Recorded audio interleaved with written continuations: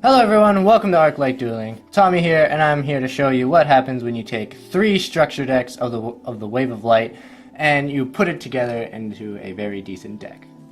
So first, let's start off with the monsters. First, we have 2 of our boss monster, Sacred Arch Air Knight Parshath.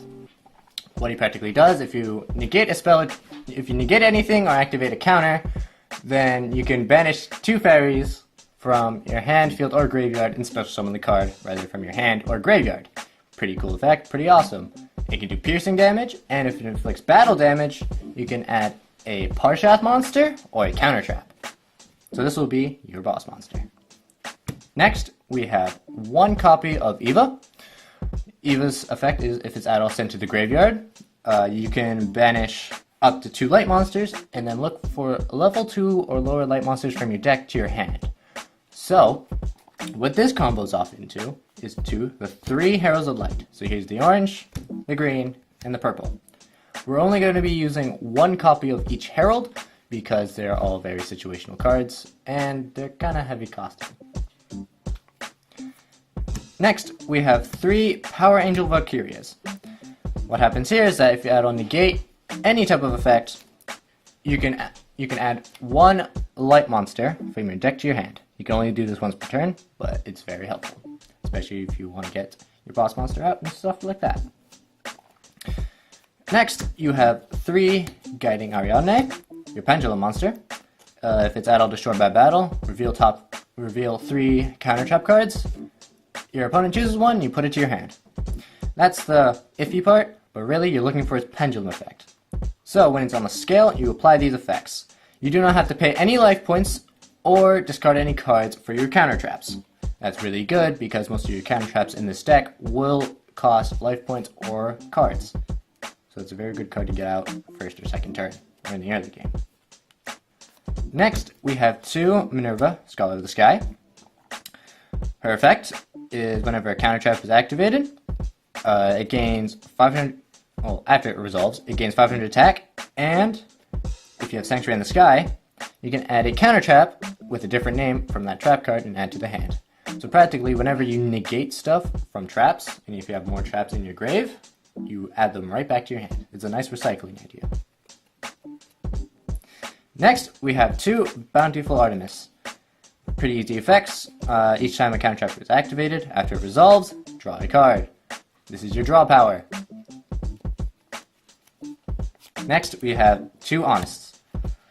Honest is a very needed card. It's like a staple for any type of light deck. Practically, whenever a light monster you control battles an opponent's monster, you can discard this card from your hand. Your monster gains the attack points of the battling monster. So practically, when it attacks or gets attacked, your opponent's taking the damage of your base attack of your battling monster. So it's really helpful defensively and offensively. Next, here's something a little different. 2 Gelen Duos. Yes, it's a bit weird to see these in this deck, but I think they're pretty helpful. For its effect, they cannot be destroyed by battle, so that's really good. But if you take any type of damage, they get destroyed. It's sort of okay. But the best part about this is that you can tribute this card for 2 tributes for light monsters. So this is very helpful when you need to get your boss monster really quick, or if you can tribute for 1 tribute or 2. Helpful cards. Next, we have 1 Hecatrice. Hecatrice's skill is that if you discard it from your hand, look for Valhalla, Hall of the Fallen. Yet, I only use 1 of these because it's more of a situational type deal when using this card.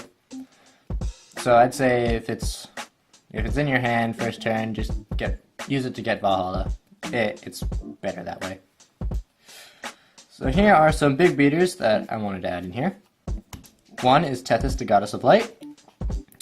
Very good card. Whenever you draw a fairy type monster, you can reveal it, draw another card.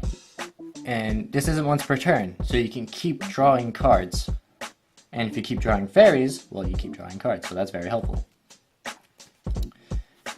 Next, we have Archlord Krista. Krista is a very staple card in any type of fairy deck. Its skill, if you have exactly 4 fairies in your graveyard, special summon it. No one can special summon any cards here. And if it is special summon this way, target a fairy monster from your graveyard and add it to your hand. So that's very helpful for gathering more power, more attack power. And as well as stopping your opponent from at all special summoning, like Link monsters, Synchros, all those types of monsters. Or even just regular special summoning, like BLS and other things. And finally, for our last big beater, Splendid Venus. It's a really good card. I feel like people are kind of underestimating it. All non-fairy monsters lose 500 attack defense. That's really good because mostly your opponents will never have any type of fairy monsters. And the activations of your spell and trap cards cannot be negated. That is a really good and helpful effect for when you actually do need to negate things. So then you don't get, dark bribed or solemn striked or anything. While things are going on. Well, that will be it for the monsters. Now we're going to go on to the spells. So first we have 3 Sanctum of Parshath. This card can also be called Sanctuary in the Sky. Your fairy type monsters gain 300 attack and defense. And your spell and trap cards that are set, they cannot be targeted by any type of card effects or be destroyed by any type of card effect. So that's really good when you want to keep your face down cards there. Make sure you don't get Twin Twisted or Night Beamed, anything like that. And its second effect, which is also really good, you can target a total of 3, whether fairies or counter traps, and put them onto the top of the deck in any order. So this is a recycling card that can let you keep negating cards, continuously. Next, we have 2 Sanctuary in the Skies. You kind of need this field spell. Simple effect, battle damage with fairy monsters, you take none. And it's a field spell that a lot of fairies use. So it's kind of a neat card. Next, we have 2 Valhalla Hall of the Fallen. Please try saying that really fast. Its effect is that once per turn, you can special summon a fairy monster, as long as you have no other monsters on your field. So, this is one of the best cards and one of the good staple cards with fairies. So you can just bring out your big beaters at any time, even on your first turn. So that's a very good card. Next, we have 2 Ties to the Brethren. Or Ties of the Brethren. Its effect, pay 2,000 life points, target a level 4 or lower monster on your field, and then special summon 2 others with the same level, attribute, type, but just different names. This will, and special summon them. You can't conduct your battle phase or special summon any more monsters. But it's really good because this is meant for you to set up for the big combos that you're going to have whether next turn or even now. But yeah, it's a really good card to set up everything. You can get Gelen Duo.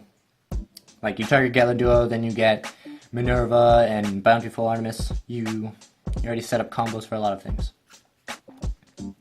Next, I have some situational spells. And say some could be added in, some could not. It's up to you. This is my preference.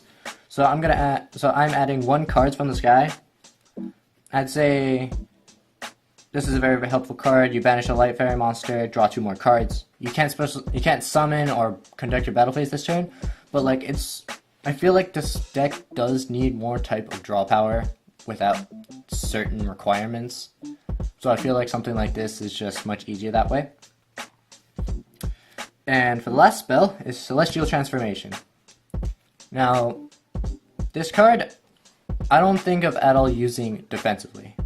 I think of this to be more an offensive spell than more defensive. So when this card activates, you special summon a fairy type monster from your hand. The monster's attack is halved and destroyed at the end phase. I'd say this isn't really for defensive strategy unless if you really need to and if you're going to die. But other than that, this would be good for special summoning an extra card. How about this? let's say it's your first turn, you have this out, you have a couple of boss monsters, you have this, and you have Gelinduo. You activate this card, bring out Gelinduo. Now you special summon Gelinduo, then you can use this as 1 or 2 tributes to summon one of your big beaters. Yeah, it's a pretty awesome first turn, wouldn't it? Again, it's a very situational type card, so it really varies on this. Again, it varies on the situation, and I think of it still as a good card. Finally, for the traps. Yes, the things that everyone's been waiting for. We're gonna have 3 Rebirth of the Parshaths. They're counter traps. Whenever anything is activated, like spell, trap, or monster, reveal a counter trap and discard a card and pay 1,000 life points. Negate it. If you do, special summon a Parshath monster, whether from your deck or extra deck. So this is kind of the go-to type counter trap for what you have. What you should try to do is try to have Guiding Ariadne on the field in the scale before activating this card. So then all you have to do is just reveal a counter trap. Very easy thing, and you get a free Parshath card. Free Parshath monster on the field. Whether it be your boss monster Parshath or your synchro monster Parshath. Literally up to you. Really good card. Must have in this deck. Next, we have 3 Divine Punishments. These are automatic staples in this fairy deck, for we all have Sanctuary in the Sky in this deck. So whenever anything is activated, spell, trap, monster, if you control Sanctuary in the Sky, or name of it, negate it, destroy it. So this can actually work with the regular field spell, or the continuous spell, Sanctum of Parshath, because that is also called Sanctuary in the Sky. So this will definitely be a staple card for negating things. Next, I have 2 Ultimate Providence. Its skill, whenever spell, trap, or monster effect activates, if you discard the same type of card, so whether monster, spell, or trap, it gets negated and destroyed. So I'd say this is a little bit situational, but also really beneficial as well. It's literally like a Solemn Strike, or it's like a pseudo. No, what's it called? Pseudo Solemn Judgment, something like that. But yeah, I'd say it's a very good counter trap, and it could definitely come in handy in the early game for when you discard cards and stuff like that. Next, we have 2 Dark Bribes, because Dark Bribe is still considered a good negator for spells and traps. Your opponent draws 1 card, but like, what can they do? You know, there's just an extra card. Yeah, it might be a Dark Hole. You might Dark Bribe again, because you have a second one. Or Ultimate Providence. I'd say it's still a staple, especially in a counter fairy deck. Next, on Solemn Warning, because it's only limited to 1. Pay 2,000, and negate the special summon of a monster or a spell or trap effect that special summons monsters. So you pay 2,000, negate it, destroyed. Don't forget, most of these things that like discard cards and stuff like that, don't need to with Guiding Ariadne on Pendulum Scale. So, it's really good. Next are my situational trap cards. So first is the Light of Judgment. Yeah. Regular trap, yep. If the Sanctuary in the Sky is at all in the field, discard a light monster, you activate any of the following effects. Look at your opponent's hand, discard one of the cards. Or send 1 card your opponent controls to the graveyard. So, that is very good at looking at your opponent's hand and knowing what they make to move on next. And for the second effect, that's very good because you can choose any card, not just monsters, not just spell or traps, any single card. So, in case if you are facing, let's say, another counter fairy deck, and they have Valhalla out, you can just destroy their Valhalla. Good as that. Next, another one is a continuous trap, Miraculous Descent, only 1. It's practically a Call of the Haunted, except you're special summoning from the Banished Zone, and it has to be a fairy monster. Well, we're playing with a fairy deck, so this is also kind of neat too, because we're also banishing fairy monsters as well. Finally, we have one more continuous trap. Synthetic Seraphim. Yeah, you wouldn't think this would be on here, would it? So whenever a counter trap is activated, after it's done, special summon a Seraphim token. So what these would be for is, this would be considered your defense engine. In case if you don't have any monsters, or if you have too many big beaters out there. The best thing about it is that this can happen at any time a counter trap is activated, so it could be either your turn or even your opponent's cards. I don't know. You're just going to be getting tokens. Yep, and that is it. That is my deck profile for the 3 structure decks put together, the Wave of Light. Thank you guys for watching. If you have gotten this far, please leave a like, comment, and if you want, subscribe too, please. And hopefully you can see us in the next video. Bye!